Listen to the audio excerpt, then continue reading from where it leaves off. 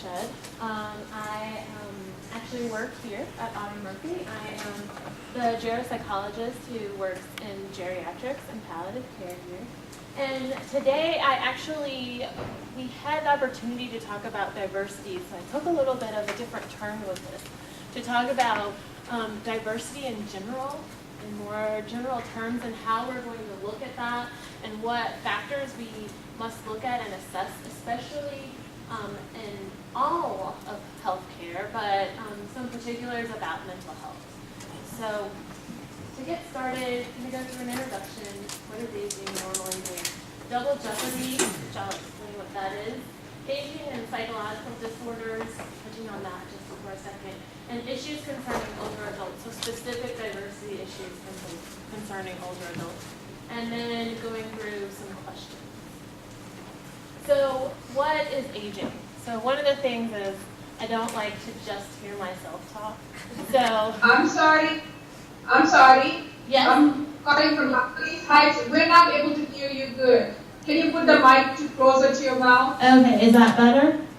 Yes. That's better. Thank you. Everybody here? Yes. Okay. All right. So again, the biggest question for me is what is aging? So that's what this whole week is about. So what is that? What are we talking about? Would be my overarching question for everyone. So does anybody have a definition of what we mean by aging?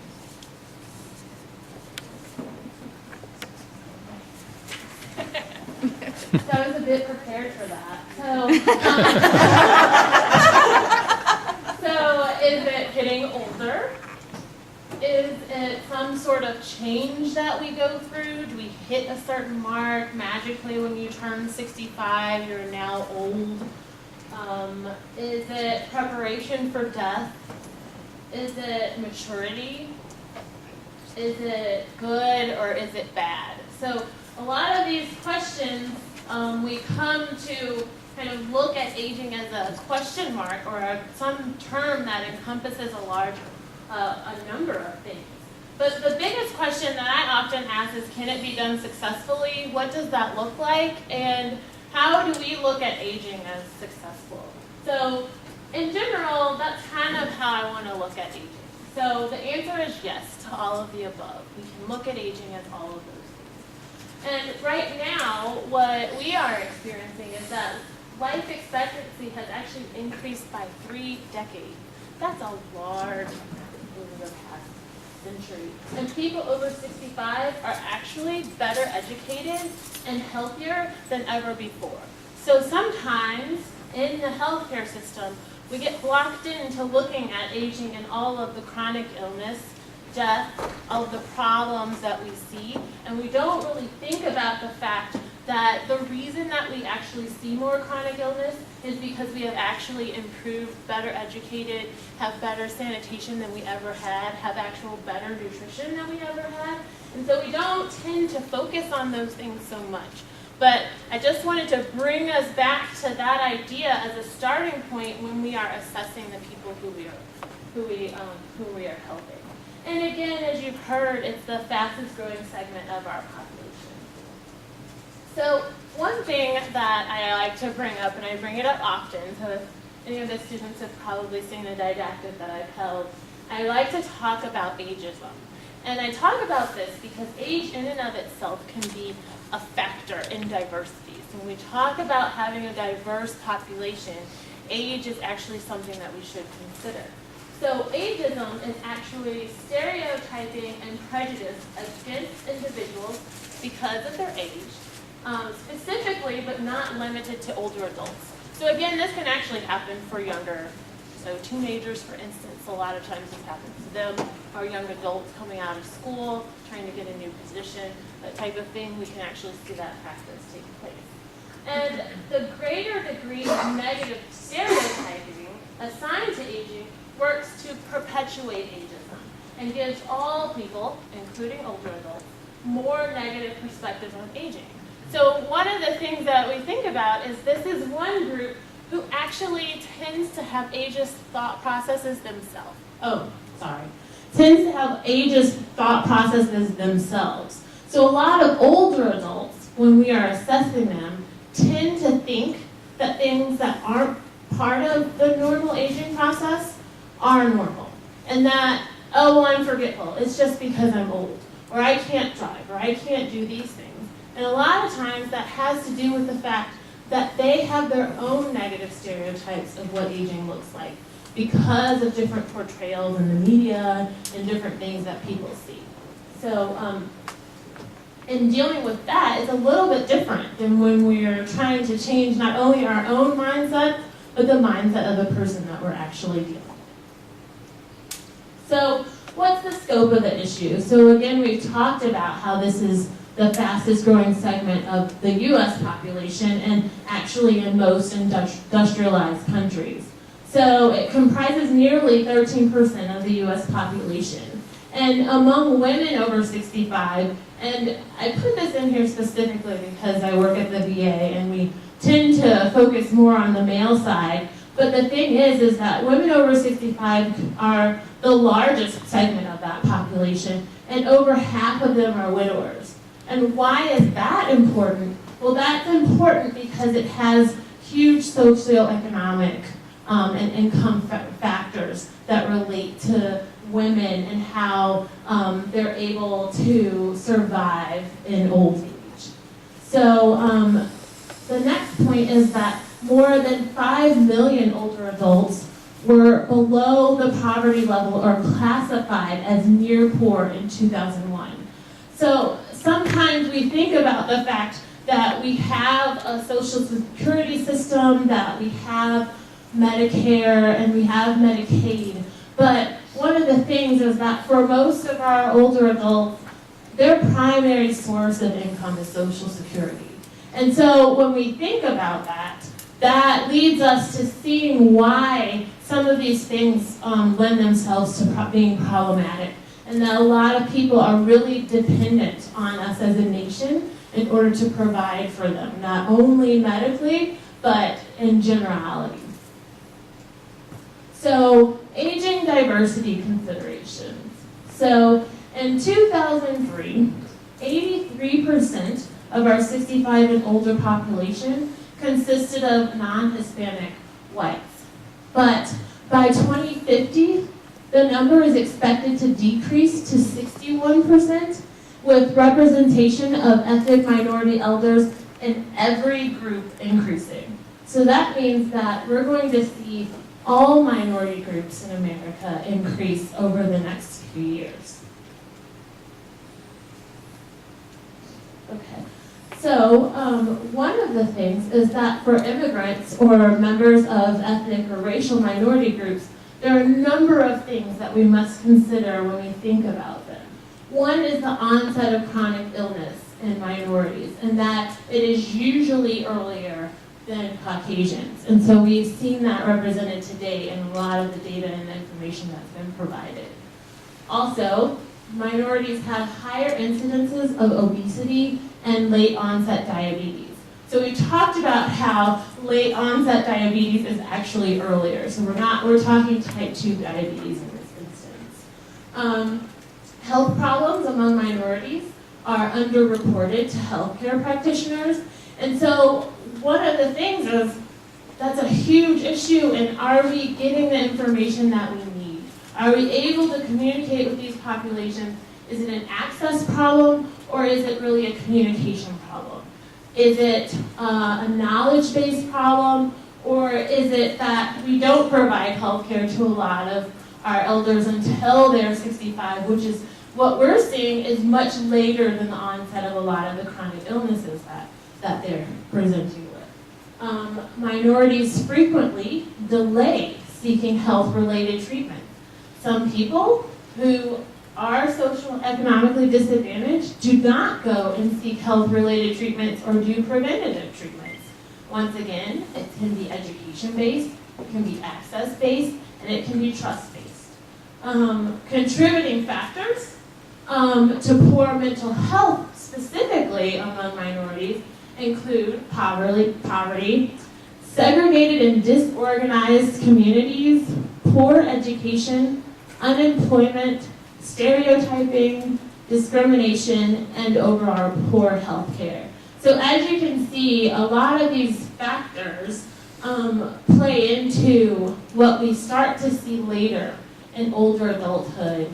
These problems may not have just begun in older adulthood, but likely are things that have happened over the course of their lives. So that brings us to what is termed double jeopardy or multiple jeopardy. So the idea behind this is that ethnic minorities and women elders have lower incomes, life satisfaction, and poorer health than their white male counterparts. So that is really the term double jeopardy that you will find in the literature. And so the idea is that the cumulative lifetime disadvantage that people have had, including the reduced access, underutilization of healthcare, all of those things result in a greater burden and increased health and mental health problems for these populations. So this is very important when you're dealing with older adults to take into consideration, because it helps you to understand what is going on, how many multiple factors are building up to really show you the full picture of who and what you're dealing with. A lot of times we're not seeing big picture, we're seeing just one focused diagnostic picture, but this tells us a lot about when we're looking at risk factors for things, when we're trying to understand how to make and provide interventions for people, when we're looking at prevention, and when we're looking at education. Yes, sir? I didn't see healthcare literacy or mental health literacy. Is that not that high up on what you see? I would say that literacy would be in some ways in underutilization and in education. And meaning that your healthcare education or your predisposition to seeking out information about things. A lot of times there are many, NIH can tell you, there are many pamphlets and things, resources that are made, but people knowing how to utilize their resources and knowing what they have access to is lots of times really an underutilization problem as opposed to that those things aren't there already. So how does this affect mental health providers or providers in general? Well, older adults with mental or behavioral problems, it's projected to jump to over 15 million people in that age range by the year 2030. So this is why this is in particular a mental health issue. Anxiety and depression, as well as general mental health disorders, impact physical health and the ability to function. And so I have the ability to function underlined because as a geropsychologist, that's a main factor. It is, as we talked about, it's a primary factor when somebody gets an Alzheimer's diagnosis. It's a primary factor in when somebody is going to be able to remain at home. It's a primary factor when we consider the costs of what that patient is going to be to our community and the economics of things. Is functional status. Is somebody going to be able to take care of this person? And so that's why that's a huge component of this overall. Problems that result in late-life depression and anxiety include coping with physical health problems, caring for a spouse with dementia or physical disability, grieving the loss of a loved one, and managing familial conflict. So we can kind of see a crossover between some things, right? We talked about depression even as a risk factor for cognitive decline, but we're also looking at depression resulting from dealing and coping with chronic illnesses and how that can affect you, how that affects your interactions with others. A lot of this has to do not only with the person themselves, but a lot has to do with their family dynamic and how that looks. So again, these are why so many, why in mental health, we're going to look at these things and the factors may change. They aren't necessarily as intrinsic. There can also be more extrinsic factors that are affecting someone who's going to present with late life depression or anxiety. So additional stressors. So stresses in late life, such as adapting to and coping with late life transitions. So retirement, different life changes, grief, poverty, multiple medical conditions, functional limitations, cognitive changes, chronic pain, which is a very large one, even for non-older adults, and caring for an infirm family member. So, as mental health professionals, as health professionals in general, we must learn to take into consideration cultural differences in the exhibition of symptoms and stress and distress in older adults. So the thing is, how do we do that? And one way we have to do that is to understand what we mean by cultural differences and understand how we go about actually assessing those cultural differences for an individual. So one thing is to understand what culture is. So culture is the totality of learned, socially transmitted behaviors of a group that emerges from its members' interpersonal interactions. So there's a textbook explanation of what culture is. And then kinship systems, which is not necessarily a familiar term, but which is very important when we're looking at older adult populations. And kinship systems are natural collective social relationship patterns that define the group. So there is culture, and then on top of that, you have certain kinship systems. This is very important in older adults because these kinship systems actually tend to be the thing where you see a lot of the differences and a lot of the familial relationships that kind of dictate a lot of what we have to do with decision making and end-of-life planning for older adults.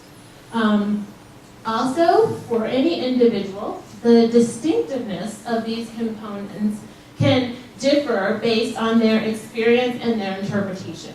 So I really want to harp on the fact that we will talk in generalities about groups and things that you need to understand and consider. But that is just what it is, a generality, and it's to form a basis of what you need to think about and explore with the patient and why you need to look at those things in particular. I mean, at those areas in particular, I should say. In no way is one person fully defined by their group status, okay? So, acculturation is also very important because a lot of times we're talking about immigrant populations, we're talking about populations who have been in the United States for extended periods of time, and there are huge differences that come from being an immigrant versus somebody who is a natural born citizen. And acculturation occurs as a process when an ethnic minority relinquishes traditional values, and it doesn't necessarily have to be all traditional values, customs, beliefs, and behaviors of the minority culture, and adopts those of the majority culture. So the idea is if we look at it, we sometimes think of acculturation as kind of relinquish, I think is a strong word, because sometimes people don't necessarily relinquish them. They have a better understanding of the majority culture, and so they're able to adapt and work and function in that system much better than others. But in some situations, people actually do relinquish their traditions and adopt those of the country that they're in. So I think it's just the consideration of how culturally savvy is this person in adapting to what our greater national culture is. So individual differences again. So awareness of cultural differences is important and must be included in assessment. And all older adults are individuals. So the following factors must be considered, but each individual will have their own experience, and therefore this is not standard, okay? So nothing that we're doing today is. So overall, when you go about doing an assessment and thinking and considering culture, whether it's doing an assessment in a clinic or actually when you're developing a research study, some of the things that you should consider are these points. Immigration. So I kind of touched on that earlier. So what is the status of the person? Are they an immigrant? Fragmented family. to define that thinking about a person who is in another country whose family is actually back in their home country is actually what this is meant by fragmented family. It has a lot to do with how that person's support system is set up, and a lot of basis for their cultural input. So a lot of people whose families are still away are still vested in the country in which they are native, which to, in which their family is still in. PTSD, I know within the VA we are very familiar with PTSD, but a lot of people who are in our country are considered refugees. And so we have to understand some of the trauma and some of the things that people have actually gone through. A lot of this research started even back when we were dealing with people who were survivors of the Holocaust, for instance. That's a lot of the research with older adults, and PTSD actually comes from that literature. So you want to make sure we think about this in broader terms. So I'm not just talking about PTSD in dealing with our combat veterans, but I'm talking about people who we're going to start seeing a lot of people, for instance, who are Bosnian refugees who have come over, who have dealt with PTSD. So we want to make sure you consider those types of things with the population. You want to know who the gatekeepers are in their community. You want to know about health insurance or access to thereof. Generational effects. Generational effects is a big one. I think this is probably a huge thing that is really going to come to affect our research on aging. If you think about it in terms of our in terms of our veteran population, for the last 30 years or so, we have been doing research on our World War II veteran population, if you want to think about that. Those were the guys who were older adults. And now we're moving into the baby boomers, and so for us it's the Vietnam veterans. We're going to see a lot of differences in our older adult population simply based on a generational effect, and that baby boomers have had significantly more education, access, technological advances. They're going to be a much different looking older adult population than what we've seen in the past. And that even lends to other groups and immigrant populations. So it should be very interesting to see how that goes for us. And then education, income, health beliefs is a large one. Stigmas that are associated with the group. And again, a big one is communication style. So, start with older African Americans. So the largest minority group in the United States, with 8% of those over 65 years, which will increase to about 12 to 13% by 2050. They have lived through and have memories of prejudice and discrimination. And so that then leads itself to skepticism of the healthcare system. So, all the textbooks tell you about the Tuskegee study. You hear lots of different things about access to care, things that are produced in the media about different African American things that go on. You hear about high blood pressure, but that's also what African Americans think people are going to actually assume about them when they go into a medical specialty. They don't necessarily. It's one of those things where communication is very important because people want to be respected and want to be respected for who they are and as an individual. But these things are real. They happened in our history, and so we have to be able to communicate with people by explaining what's going on, not withholding information, and being forthright. A lot of our older African Americans tend to be more religious, primarily Protestant, but that's not always true. And often seek help from their church community as well, have a lot of large respect for their elders in their church community. And faith often greatly influences healthcare decisions. And working at end of life, this is in particular one thing of interest in that a lot of African Americans make faith-based decisions, and that includes decisions to continue with life-sustaining measures. That faith has a large role in that, and so needs to be considered and understood when communicating. Older Asian Americans, accounts for about 3% of the 65 and older population, and covers a great number of ethnic and racial groups. Again, this is speaking in generalities because there are numerous countries of origin for people who are Asian American. As a group, they're more likely to have close ties to their native country and culture. They have kind of paternal authority and loyalty. There are history in some populations of arranged marriages, especially in the older adult population. Self-control and a conservative attitude is thought to be kind of the presentation. And so a lot of times the idea of presenting a weakness or something that's going wrong or something that's not under your control is very difficult.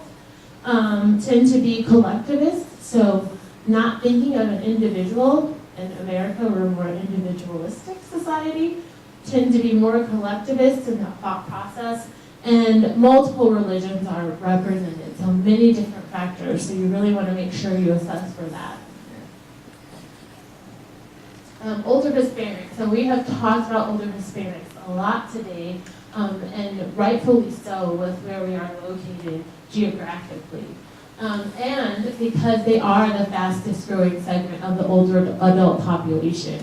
So they're estimated to increase to 18% of any race over 65 by the year 2050, which is an amazing percentage jump, especially again because of the low amounts of research that we have with the group, as well as the need to make sure we have the resources available to take care of our elders. They also are the least educated group of elders. Very family-oriented and will often seek guidance and assistance from family first, and can consider the provider family. So it's very interesting that the idea is when you come in, there is a need for and an expectation of respect for everyone who is in place, but also for you as a provider. And so there is a consideration of how to really understand this, to really understand that family dynamic is how some things can be helpful. Religious with approximately 95% Catholic, exhibit prominent gender roles. Older are often less acculturated than younger people, and they look to professionals as experts. And then older Native Americans. So great diversity in tribes and cultures, so really understanding where a Native American person comes from, what their tribal routines and cultures are and beliefs and rituals is really important. Often elders are highly respected tribal leaders, and so again, it's looking at who are the gatekeepers in the community. We'll seek guidance from within the tribe prior to seeking services outside of the Native American community. And this is often very important, and when there are actually clinics that actually go through this process, and I actually did my internship in Arizona, and one thing would be to actually do work in conjunction with the rituals and things that the proper kind of line of practice with Native American, within that Native American person's tribal heritage. Our listeners and often use non-verbal forms of communication. So again, it's not always what we say, it is how we present ourselves. Disclosed in a storytelling manner. So again, maybe not all straightforward or telling things very directly like many are used to, but often by using storytelling. And many live in rural areas with less access to healthcare as well as other resources. The interface between mental health and physical care for our minority elders, we take all of these things in consideration, is that they're often more likely to pursue general medical care than mental health services. 50 to 70% of all primary care medical visits are related to psychological factors, so anxiety, depression, distress. And many older adults do not identify the problems as mental health concerns, but may present with a physical complaint. 3/4 of primary care patients with depression do not actually receive appropriate care. So a lot of this goes into the differences that people present with when you're doing an assessment that you want to consider, because a lot of these mental health issues are going to present themselves in primary care when somebody seeks that out. Again, physical and mental health actually affect one another. So older adults with medical problems, so heart disease, whatever, have higher rate of depression than those who are medically well. Untreated depression in an older person with heart disease can negatively affect the outcome of that disease. And mild depression lowers immunity and may compromise a person's ability to fight infections and cancer. So again, there are reasons why communication is so important, to try to understand what the main stressors are, what factors that we need to consider. And the next thing is that this is important for mental health providers, but in taking into consideration our older adult population and their access to health care, they're going to go to primary care first a lot of times, and we're going to see the things present in primary care as medical types of complaints as opposed to complaints about mental health issues. And so depression specifically has an impact on ability to function, again, resulting in higher rates of disability. And so the World Health Organization projects that depression will remain a leading cause of disability, second only to cardiovascular disease. And cardiovascular diseases are number one killer in this country. And so that's very, very significant, because this also attributes itself to our older adults. And so integration and coordination of care by mental health providers with primary care decreases the frequency of older adults' primary care visits as well as medication use. So again, we're talking about, well, how does this interface with, how do we interface what we're trying to diagnose, which is if we're trying to diagnose mental health issues in a minority population, where is it happening in primary care, and how do we really figure out how to treat it, and why is that important? And that's understanding the mental health issues. So that's how we see these things kind of interface in a more circular way. So, in summary, we must consider an individual and their experiences. Again, everyone is an individual. Groups are a starting off point for assessment, but in no way does any one person fit just one common mold. There are no standards, but commonalities that providers should be aware of. We must include racial and ethnic minorities in mental health research, because it is definitely important that we start to understand the needs for assessing those populations as well as how they present, and because our country is changing and the need for us to care for our minority elders is increasing. Access to healthcare and healthcare utilization for preventative mental health and physical health are of the utmost importance to influence the negative effects of double and multiple jeopardy, which we tend to see later, but the prevention and the physical of mental health and physical health issues needs to take place much earlier than when we get to older adulthood. So, any questions?